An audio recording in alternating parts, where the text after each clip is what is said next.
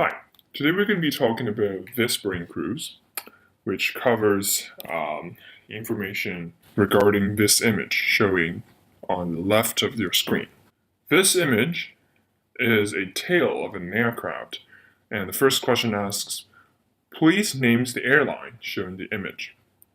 As we know, and which is true, that every airline or aircraft operator has to have a unique tail design. So in this tail, we see circles and JAV. Obviously, you know the answer now that it stands for Jordan Aviation. Jordan Aviation is an airline, passenger airline, founded in 1998. Jordan Aviation has 11 aircrafts, according to Wikipedia, and fly into 6 destinations, including Toronto Pearson Airport. So the image you see here is the plane that is about to land at Toronto Pearson Airport.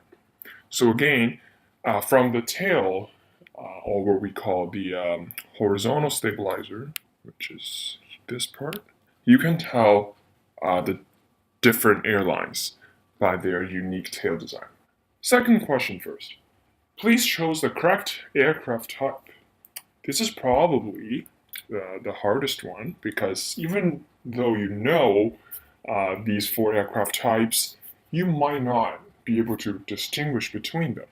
So let's take a look closely. We're going to take a look at the tail part. I know there are lots of differences if you look at the whole aircraft. Let's just focus on the tail part first. This is a Lufthansa old livery, Boeing 737-300. This is a KLM 777-200. This is a US Airway Boeing 767. That is a Air New Zealand Boeing 747. So, when you focus on the tail, obviously we know that a tail follows a specific shape generally in order for better aeronautics. However, they still differ from each other. Let's take a close look at these 3 tails to the left of your screen.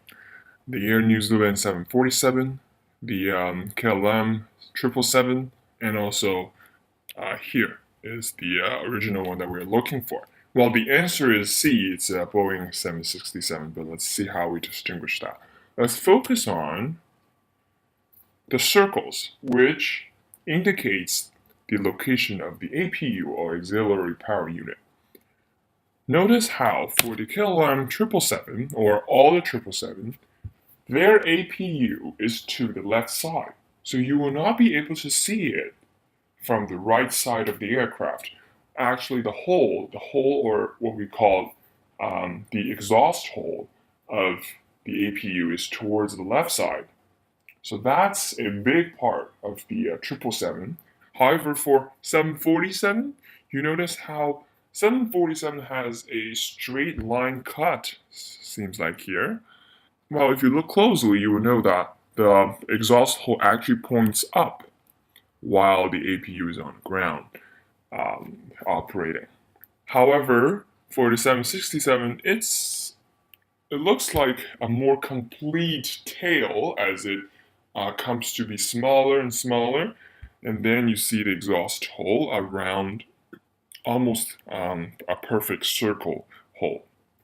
So these are differences between these 3 aircrafts.